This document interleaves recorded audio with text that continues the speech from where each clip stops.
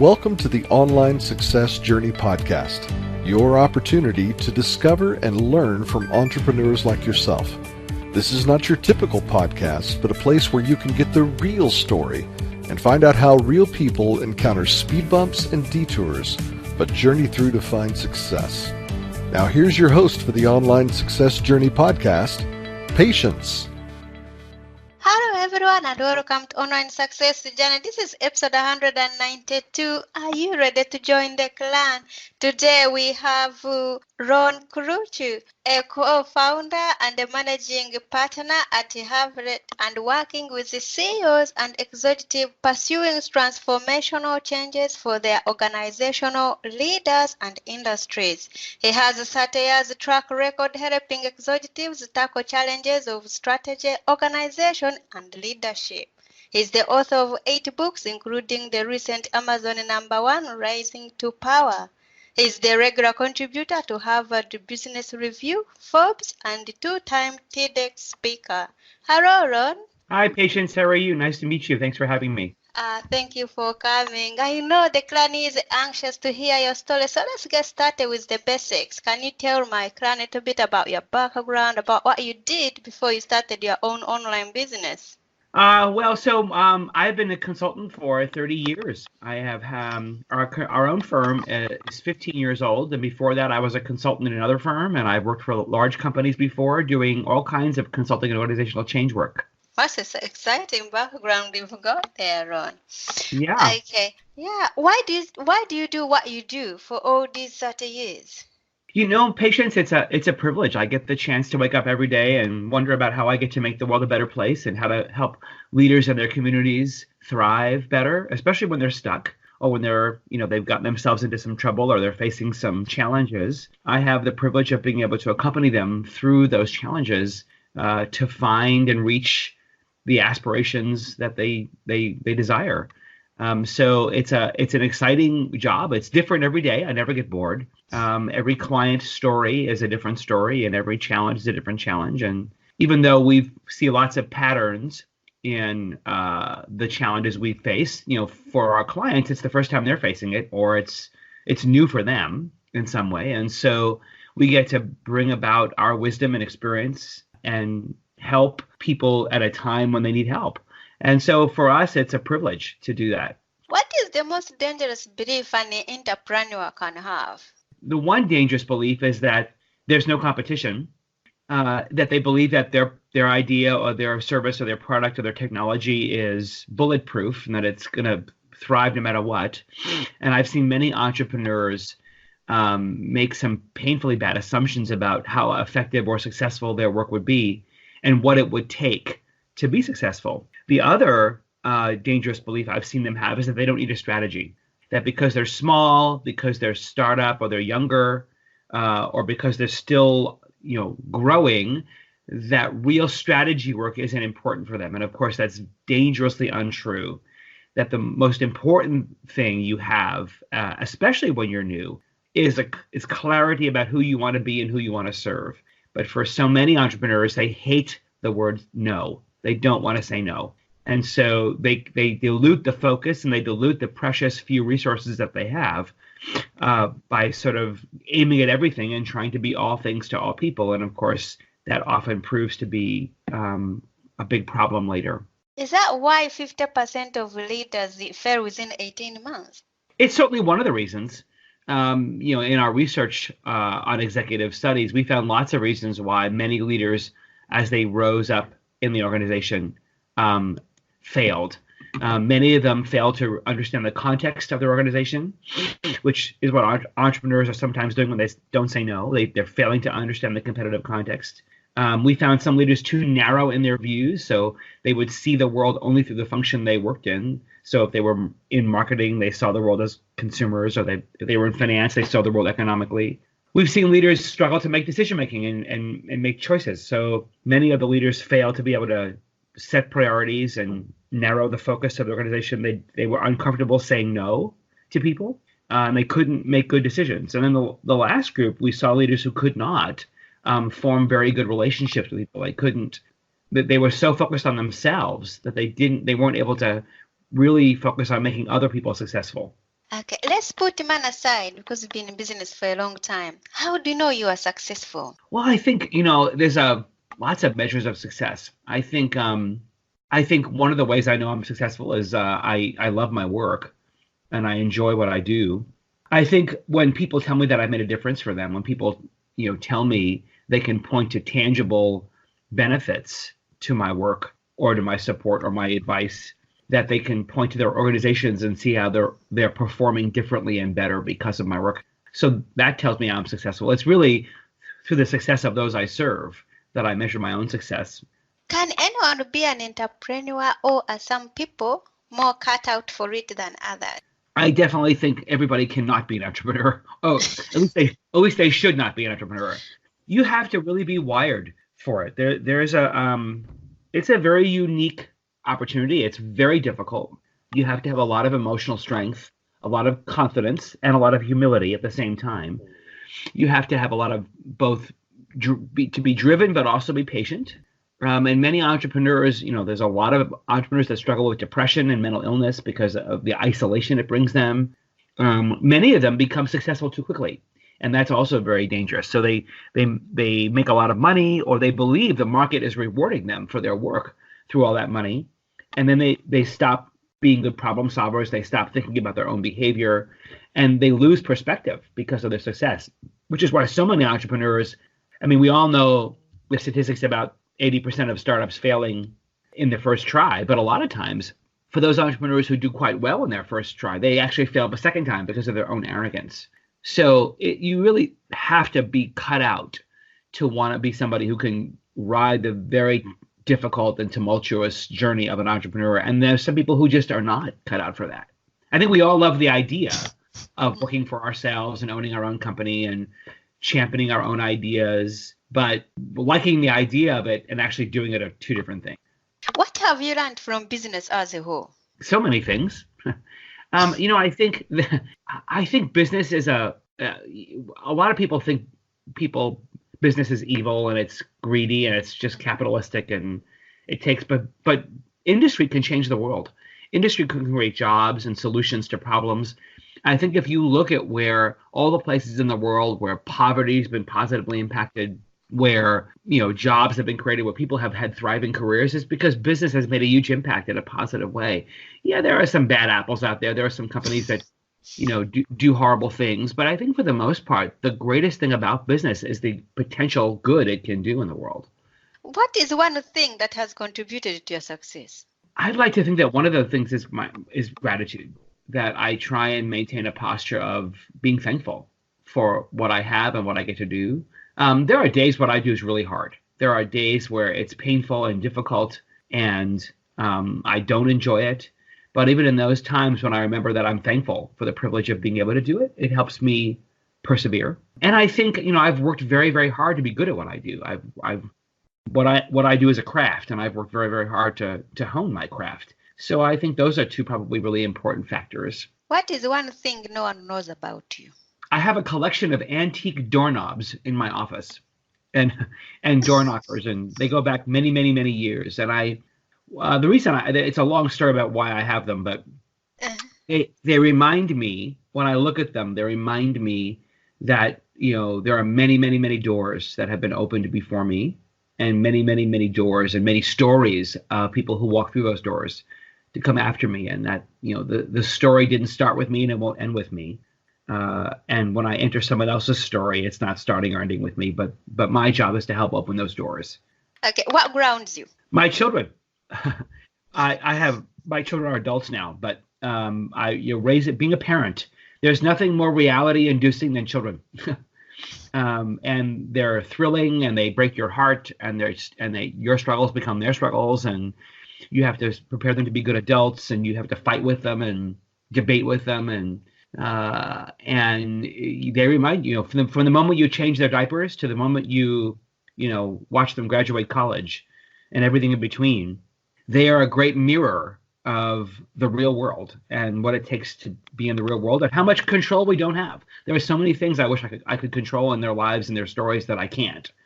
And so I think parenting is one of the most grounding experiences we can have. Okay, in your businesses, do you have a mentor or a coach yourself? I have both. I have a mentor. She's been my mentor for 30 years. She's about to turn 80. But Wow. if you met her, you'd think she was 30.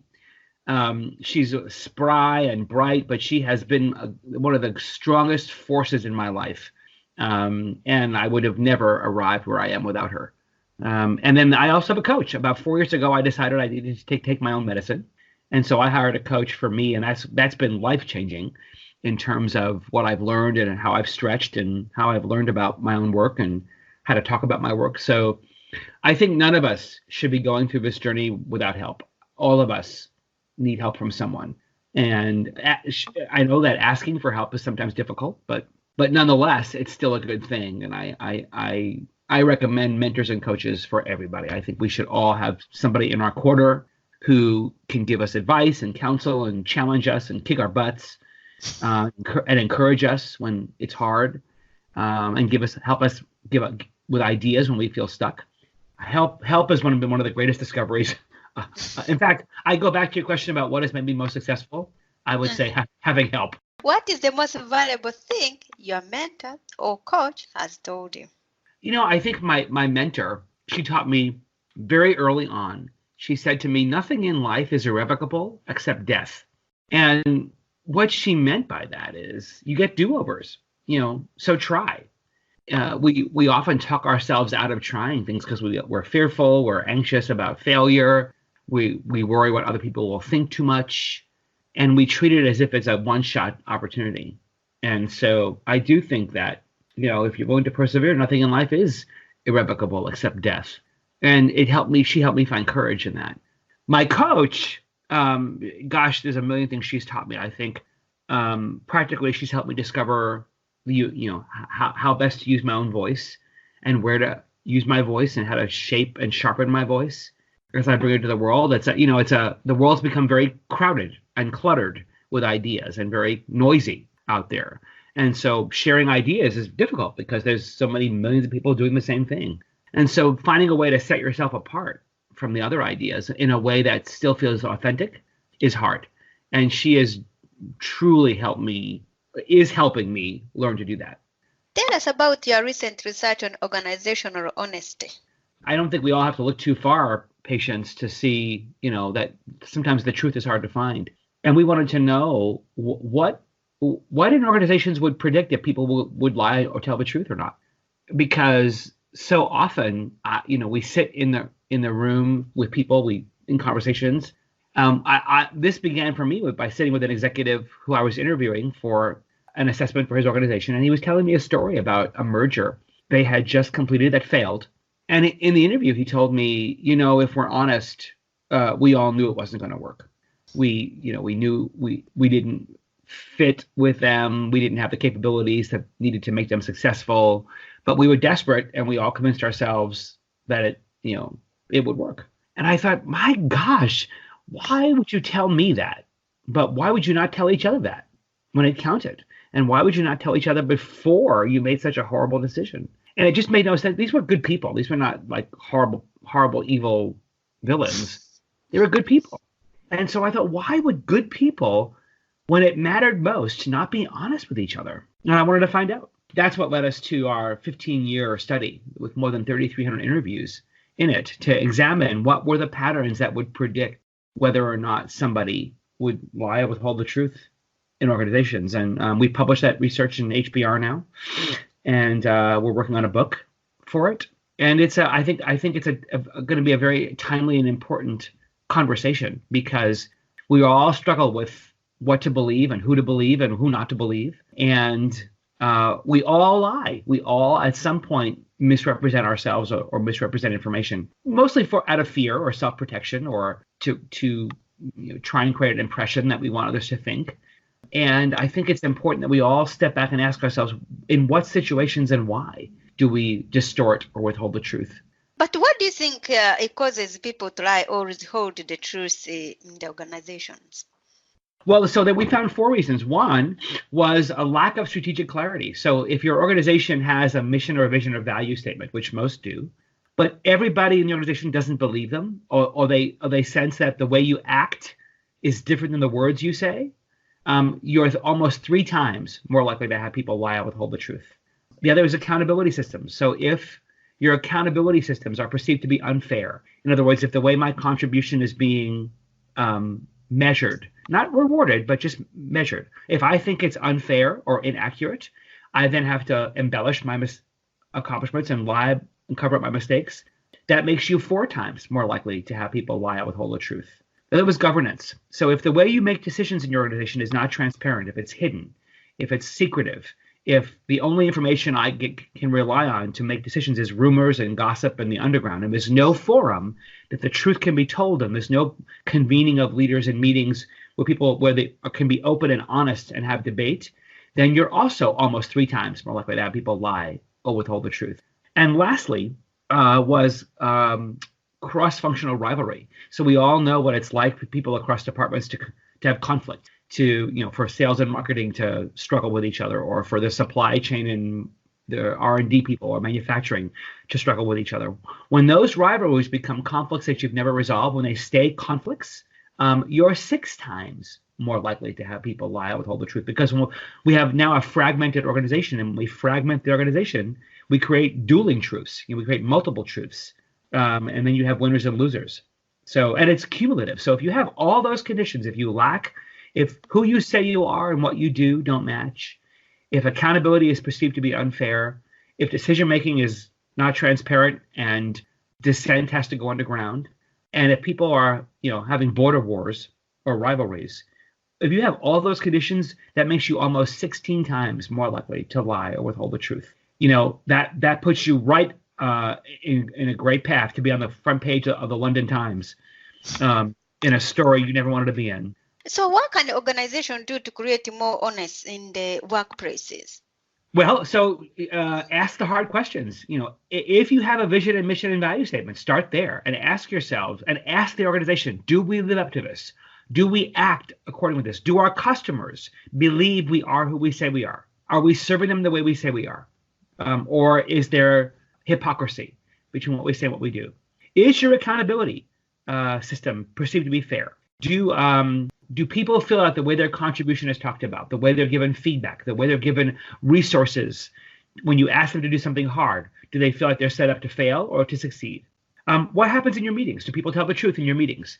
Or do people roll their eyes? Do people all sit around a table in a meeting and say one thing, but in their heads they're saying another? And are there conflicts? Ask yourself, at the critical seams of your organization, is there value being created, or is there a war? Just ask yourself those questions, and if you know there are problems, address them, fix them. Align your actions and your words.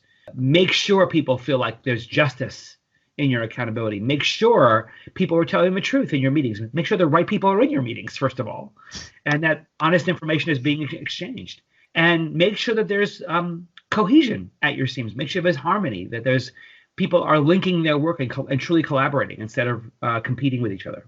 So it's the great news, patients, is that it's all fixable if you know it's there. But if you ignore it, and if you decide that you don't see it, or it's not that big of a problem, that's when things get really dangerous. Okay, let's talk about your Navalent and organizational honesty. Tell us more about that. Yeah, so my firm, Navalent, and I spend our days, working with organizations, doing helping them articulate their strategies better and helping them get more precise in who they are.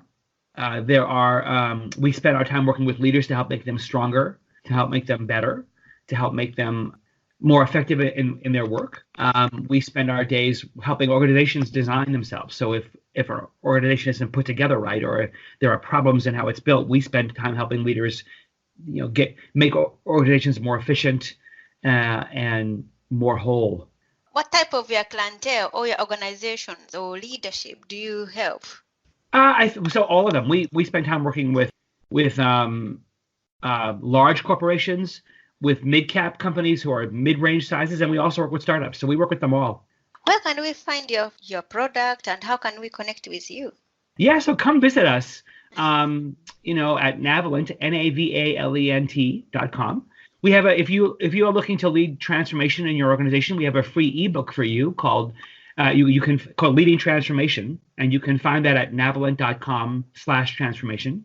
We've got wonderful videos. We have a free magazine that you can subscribe to. It's a quarterly magazine on all kinds of, topics on teams and leaders, and lots of great content. So please come hang out with us at Navalent.com. Also, you can find me at Twitter at Ron Carucci, and you can also find me on LinkedIn as well. So I'd love to stay connected with you.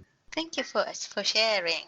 So, Clan, there will be more from Ron in a moment. If you are listening on one of the many podcasting platforms rather than my website and you are encouraged by Ron's journey, go to onlinesuccessjourney.com for a bonus portion of the interview. The Online Success Journey is a wonderful membership community built for people searching for the path to success. We are one big clan and can be part of this community for free. Once you have joined the clan, click on part 2 of Ron's journey or over 150 other journeys that are available and learn how you can find the right path for your own online success journey. That's a wrap, clan. Remember, success is a journey. Patience and Ron. This is not the end of the journey. We hope you've enjoyed listening to part 1 and want to be sure you know there is a second part to this and every journey podcast at onlinesuccessjourney.com, filled with even more success tips, uplifting stories, and even a bit of fun. There are dozens of episodes only available to the members of the Online Success Journey clan. Check out the website and click on Join the Clan for more information. Patience would like to thank you for listening to this podcast, and she has a free audio gift for you at her website.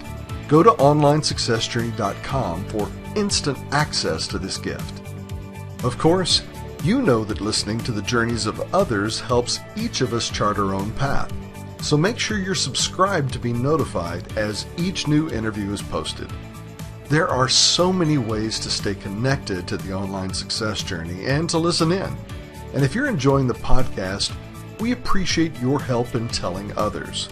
One of the best ways to share the benefit you get is to rate and review it at Stitcher and other sites by clicking the stars or completing the ratings form, by clicking thumbs up and leaving a comment on YouTube, or liking and sharing the podcast on social media.